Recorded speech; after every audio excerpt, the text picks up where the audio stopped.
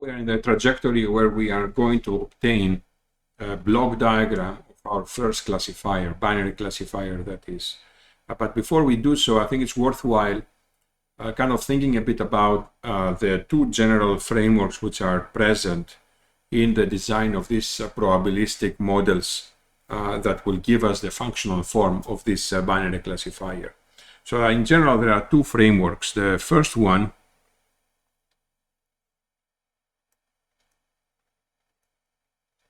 both of these frameworks involve the posterior probability, but in a kind of a different way. So the first framework is called discriminative. And the second one is called generative.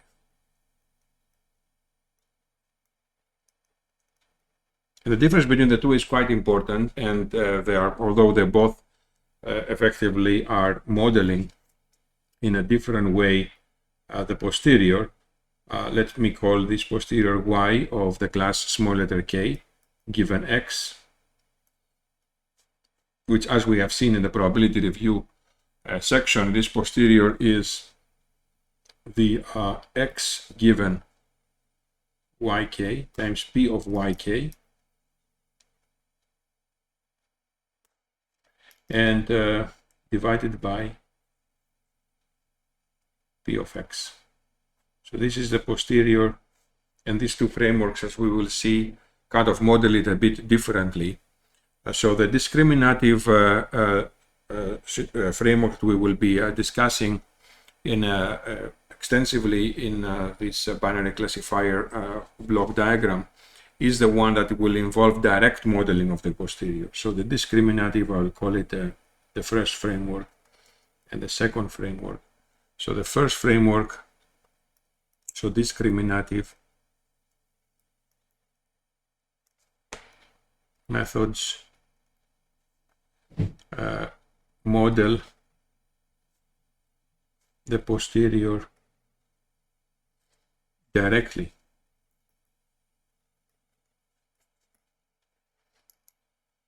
So we get this posterior from the block diagram itself, and while the generative ones are effectively model the posterior in parts, from its kind of components. So we'll first deal with the so-called discriminative classifiers, and I want to connect the earlier discussion we had about the radar problem. In that kind of video, we have introduced a problem where we actually went and drew all the areas under the two probability distributions that were gave rise to the probability of mistake. So I want to flip the coin now and actually discuss the probability of being correct, not a misclassification error, but when we have the so-called true positive events, and trying to maximize them instead of trying to minimize the misclassification error.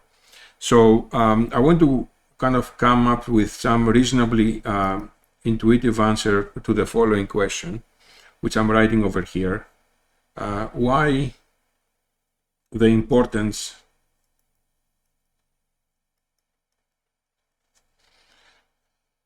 on the posterior p of yk given x, and how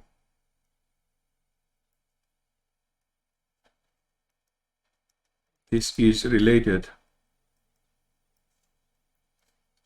to our performance metrics.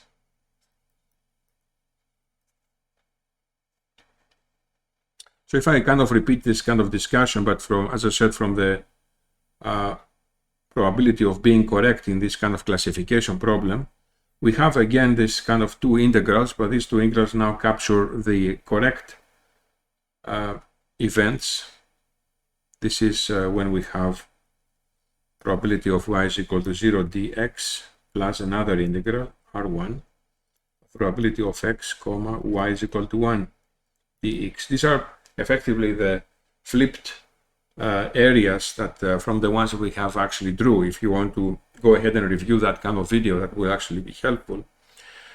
which is of course equal to a summation in general for this is now the general case where we have capital 1 to capital K. In this specific, capital K is equal to 2, but this formula that I'm actually writing here is going to be general for capital K classes of the integral over the regions Rk. So I'm replacing the joint with the posterior times the marginal.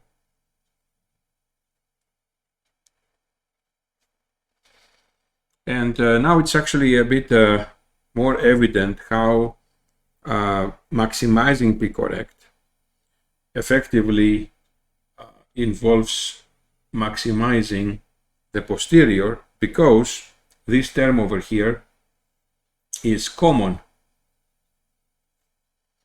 and independent of the assignment of x to the label yk. So now we have connected the direct connection, effectively, that of the probability of being correct and the maximization. Trying to maximize the probability of being correct effectively means maximizing the posterior probability. So let me write that down because it's kind of important. Maximizing P correct is equivalent to maximizing P of yk given x. Effectively, this points to the following. If we are to plot the probability distribution of the posterior, actually we will see here, we'll see something like that. Let's plot the posterior probability distribution. We went from distributions such as this, if you remember back in the discussion of the binary classifier, something like that we have seen of x, and this is the probability of x comma y. This was the probability of x comma y is equal to 0, and this is the probability of x comma y is equal to 1. And if we are to plot the posterior probability distribution, we will be coming up with something that it will look like this. In general, this is a very general kind of plot.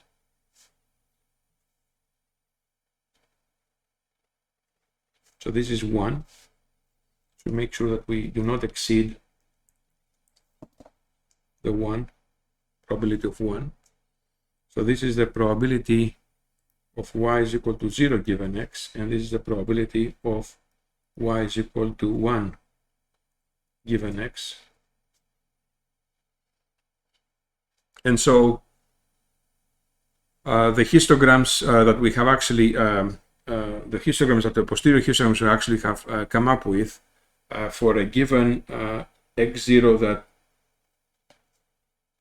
is coming to us as a, let's say, a new x that we would like to classify as positive or negative, let's say x nu that we have never seen before, touches these two curves in this kind of 2 points. We can actually see here that these 2 points correspond to the discrete. So this is the for the 0th class, and this is for the, let's say, class 1. So this is the probability mass function of the posterior distribution at the output of our predictor. So this is the P of y is equal 0 given x nu, and this is the probability of y is equal to 1 given x nu.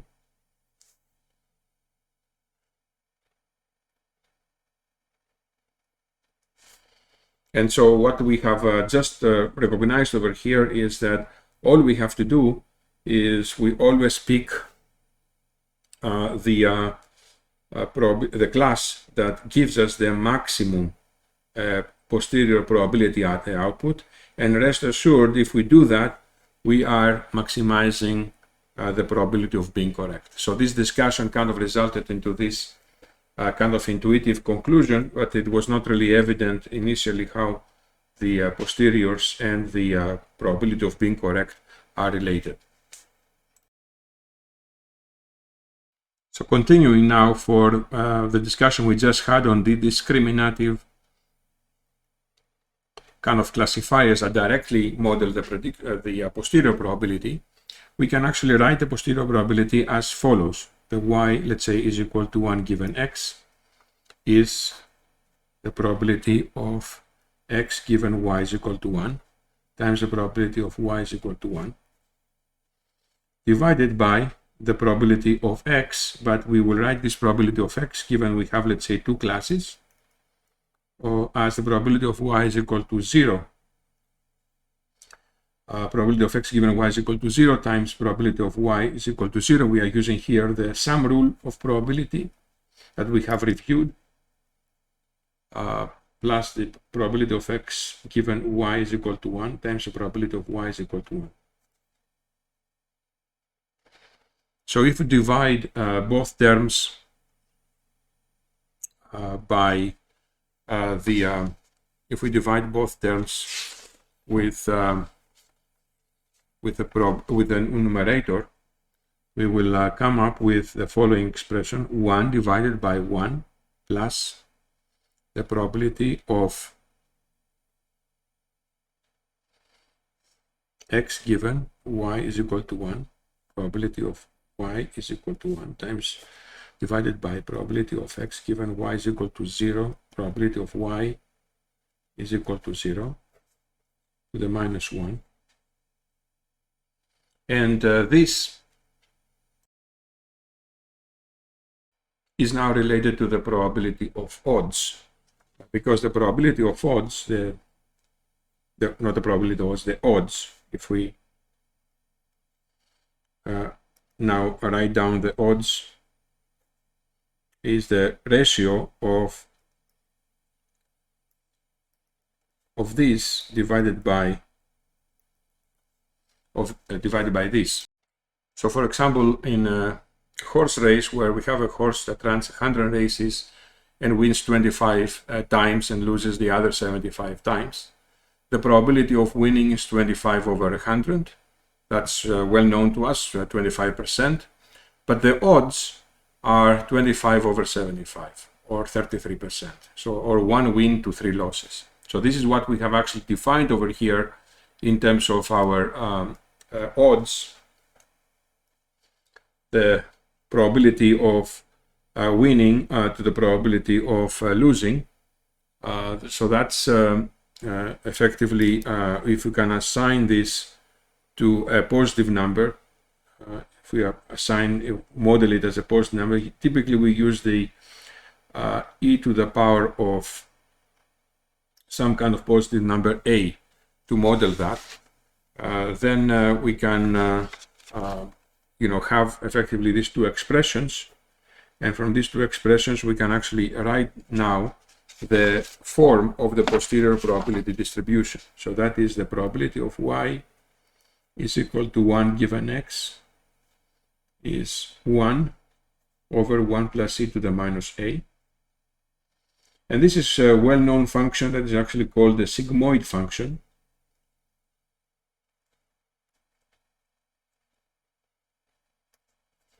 Because it is, when we actually plot this function, it will look something like that.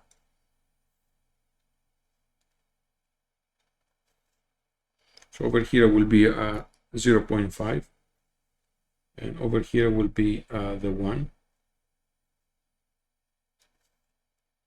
and it will look like a sigmoid that will give will take as input a, and will provide sigma of a, and all the output is going to be constrained between 0 and 1. So we have effectively came up with this kind of expression of the sort of posterior probability distribution at the output of a sigmoidal unit with having as argument some kind of input A. Now, if, and this is kind of motivates that kind of logistic regression, if A is a linear combination, of features,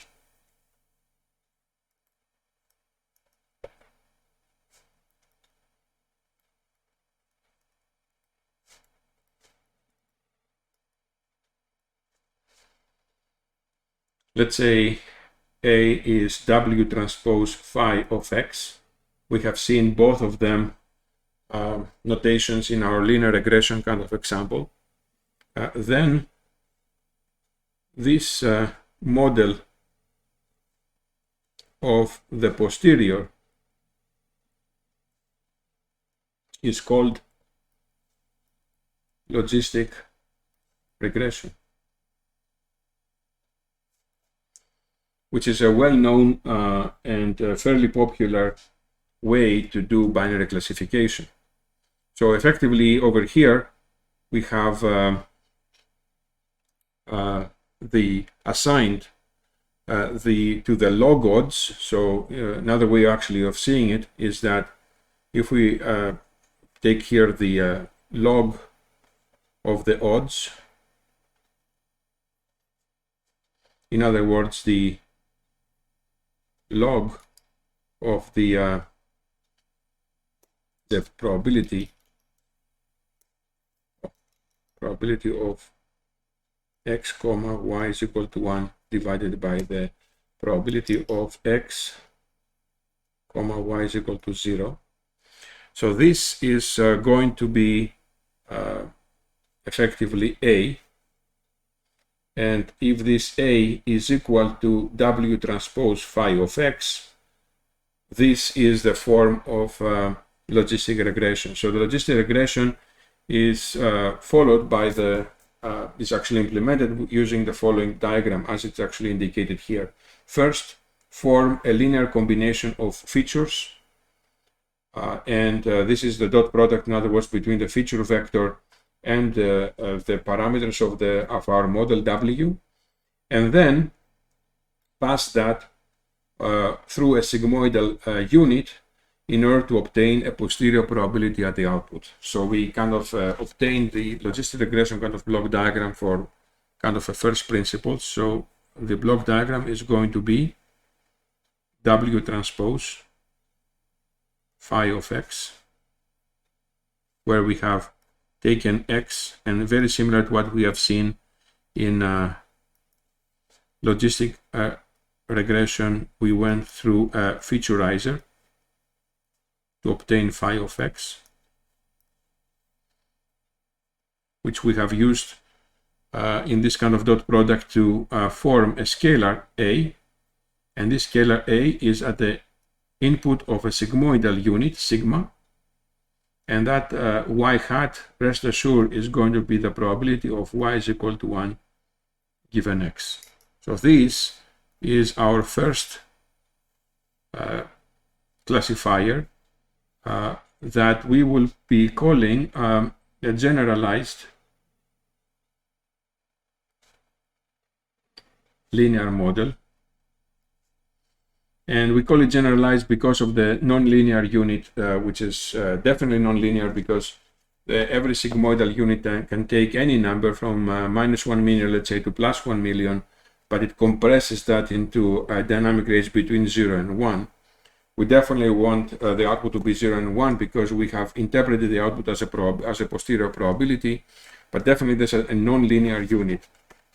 So this kind of nonlinear transformation from A to the posterior, and that's why we call it generalized. But definitely it's a linear model in the sense that it is, one of the blocks of the diagram involves a linear unit, a linear combination of the features phi of X. So all we need to do now is to attach to it two things. The first is the binary cross entropy loss, which will accept also the ground truth y. This binary cross entropy loss will be feeding the well-known to us stochastic gradient descent kind of algorithm with via its kind of parameter gradient calculation and parameter update.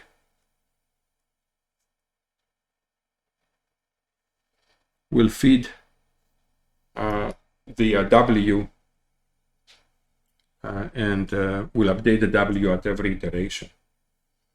So this block diagram is no surprise to us by now. We have seen it so many times in both linear regression and now classification. And the only thing that remains to be done over here is to come up with expression of the cross entropy loss, the binary cross entropy loss with respect to the set of parameters W. And this can be shown to be some form such as this, I is equal to 1 to m of y hat I minus yi phi of xi. So now we have some expression about the gradient that we need in order for us to implement stochastic gradient descent. And now we will see in a notebook how the stochastic gradient descent is powering a logistic regressor. And in fact, it's also worthwhile commenting on how the name kind of logistic regression came to be attached to this kind of block diagram.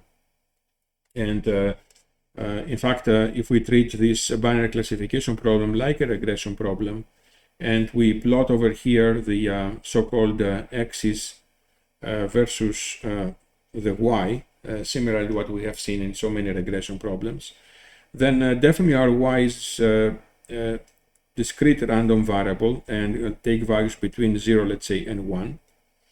And certainly for in this kind of neighborhood, we'll see many assignments to 0.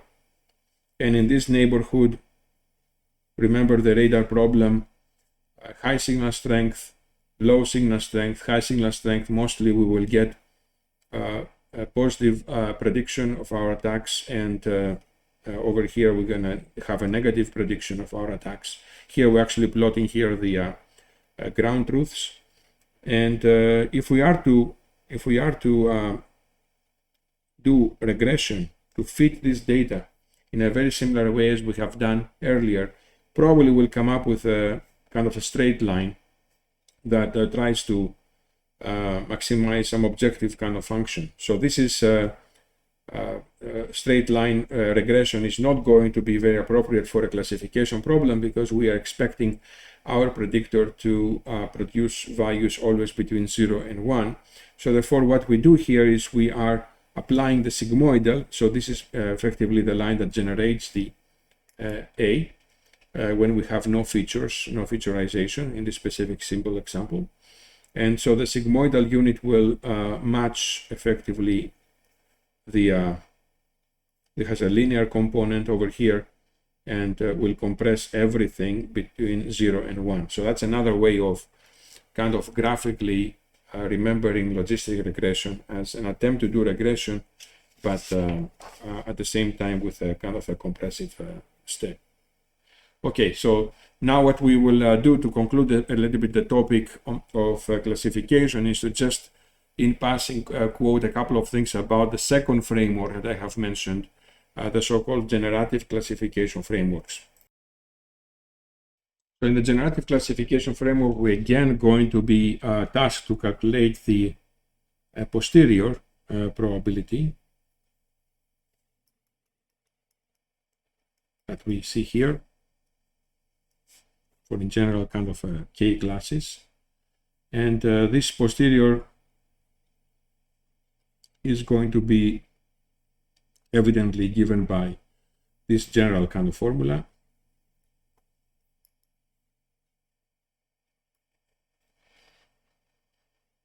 So in the generative approach, we will do 2 steps. Instead of coming up with a block diagram that generates that from directly and models the posterior directly, as we have done with logistic regression, we will first do two steps. One is to estimate